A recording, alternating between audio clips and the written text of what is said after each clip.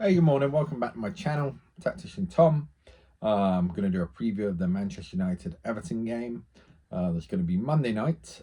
So we are the last match of this match round, if you will. So we'll know where we stand at the end of things. It's been a big gap between. It seems it's been a huge gap, especially when there's been no international break between us playing last in this game. The draw we had last.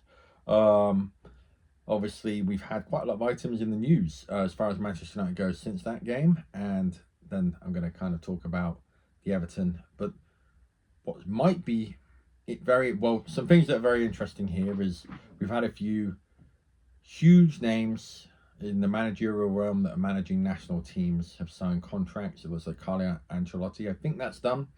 He signed a new 4-year deal with Brazil. Thomas Tuchel has signed a new 2-year deal with England. Those were two names that were obvious contenders to be next Manchester United manager.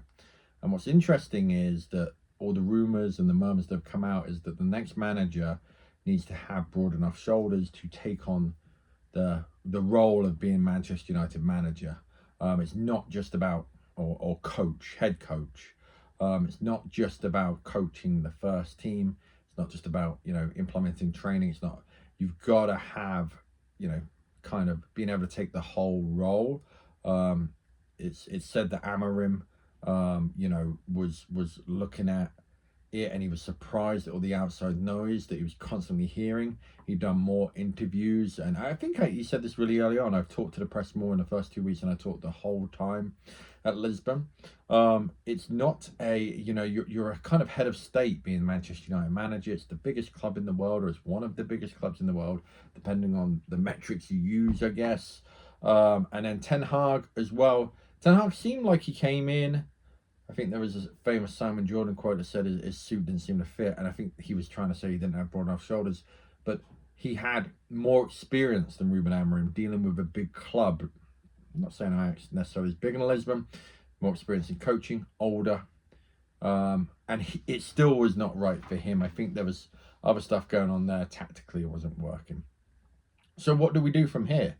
Well, the obvious thing would be to put in, a massive manager that's had experience managing some of the biggest clubs in the world, like a Real Madrid, like a Bayern Munich, like a Barcelona, like a Paris Saint-Germain. The Paris Saint-Germain one, obviously they've got Enrique in charge. I love that guy. I think he's a great coach. He comes across super nice.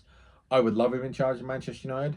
Whether that's even a possibility, I don't know. But we're looking at that kind of someone in that ilk, and Ancelotti and Tuchel have been seemingly taken off the table, unless you're going to look at kind of what Northern Ireland have done, which won't happen at Manchester United or England from that matter.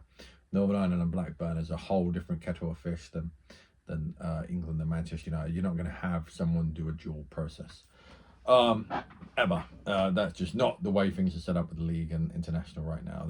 It's no chance.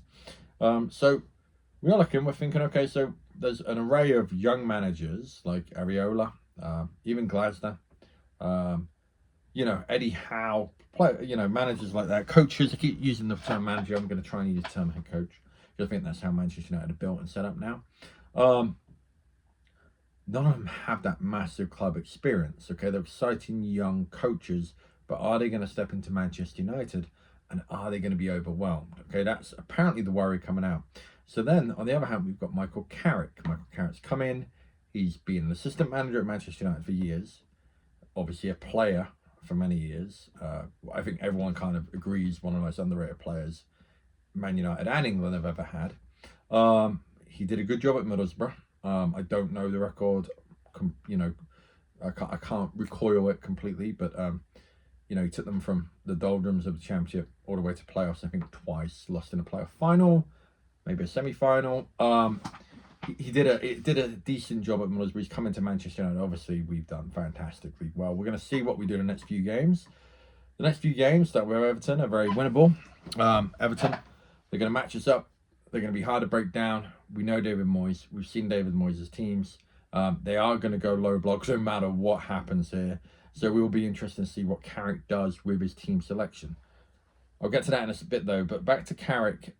Is he the man that takes Manchester United? Oh, well, the coaching staff right now, if he keeps doing well, he's got Steve Holland. Steve Holland is a massively experienced assistant coach.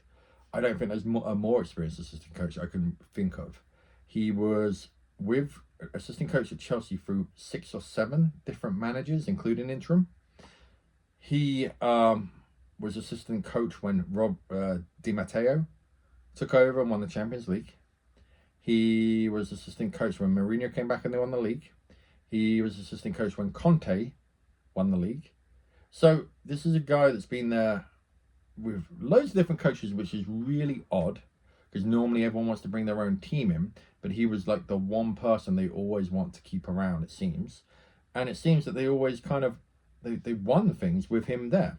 Then he went on to England, and I think, Gareth Southgate in game decision, that's kind of the negative of that because Steve Holland would have been involved, but you never know what the head coach is listening to as far as assistant coach. However, having him around, I think for England was beneficial too. So if we are going to keep with Carrick, if that does happen, if he still does well, having Steve Holland as assistant coach with you, Jonathan Woodgate, with you, Johnny Evans, it's a good team. It's a good team. It's youthfulness. It's vibrant. Carrick understands Manchester United. He knows that we've got to play attacking football. You can see that with his wingers. He's encouraging his winners to take players on when they're one-on-one. The passing is a little bit more. Well, it's midfield controlled. He's funneling everything in the centre, getting everything out wide, attacking them, quick transition, direct at times, short pass in the midfield. It's very good. Steve Holland brings the defensive, I think, the structure, what he's working on with the defence. We have looked better in defence since they've taken over. So I look at this and I think, okay, if they are going to go with Carrick, he is set up very nicely. However, are they going to take that gamble? Okay. But now, who else do you get in? Luis Enrique, maybe he's an obvious one. I'm sure there's a couple of other managers out there, but getting them, prying them from clubs they're doing well at. Xabi Alonso doesn't have a club right now. But obviously his kind of first, bite of that big club cherry was at Real Madrid and it didn't go well. So I'm interested to see what your thoughts are on who the next Manchester United manager will be or should be, or maybe both. And as for the game against Everton on Monday, I think with Šeško, with the goal he scored in the last minute against West Ham there, the way he took it, that's a proper centre forward. That is, you can't. That's not an easy skill. That's not an easy thing. That's a proper centre forward goal. And them 2 goals that he scored were when Darren Fletcher put him in. Those were serious. Burnley away. Those were serious goals too. Those are centre forward goals. Those are goals that someone that scores 25 goals a season scores. He just looks like he's got that. He's got something to him where when he's fit, when he's healthy, he is going to be the man. I really think that. Well, then what do you do with Mbemo? Well, Mbemo then becomes your left winger. Okay, great. I mean, he's a monster in there. Bruno's going to be a 10. I don't think you can take Bruno out of 10 now. The way he is affecting the game further up the field, the way he's so good at finding pockets of space, his movement, he moves sometimes without moving as well. He'll remain in an area knowing he's clearing out space for himself. He's so intelligent in his movement. And then Ahmad's playing looks like a well-beer. So what do you do with Cunha? Okay, well, again, great. You've got Dorhus to come back. You need competition. You need that. But I'm just saying, I think Šeško will be in there. And then Mainu and Casemiro, obviously we're going to look for a place from Casemiro. Probably need 2 players in midfield because we need someone that can come in. Maybe Ugarte can hang around and be a squad player. And then you can get a proper. I'm not saying Ugarte isn't a proper player. He hasn't played well for Manchester United yet. That's obviously not all his fault. But when Casemiro goes, you get in a Renowned or someone, maybe an Anderson type actually from Forest. And then we go again. I'm not going to turn this into who we need in our team, the transfers, what we're going to be doing here. But as for the game, I've got a feeling he's going to start with Šeško. I've got a feeling that he's going to have that game plan because we've got to beat the low block. And again, if we've got our number 9 going out to the wings and we're crossing the ball into Bruno or even Cunha or that's not what we need to break a low block. Your thoughts, your comments. I'm really looking forward to the game. It kind of sucks that I'll go away all weekend for the game, but at least the Winter Olympics are on right now. Subscribe, like, comment. Appreciate you.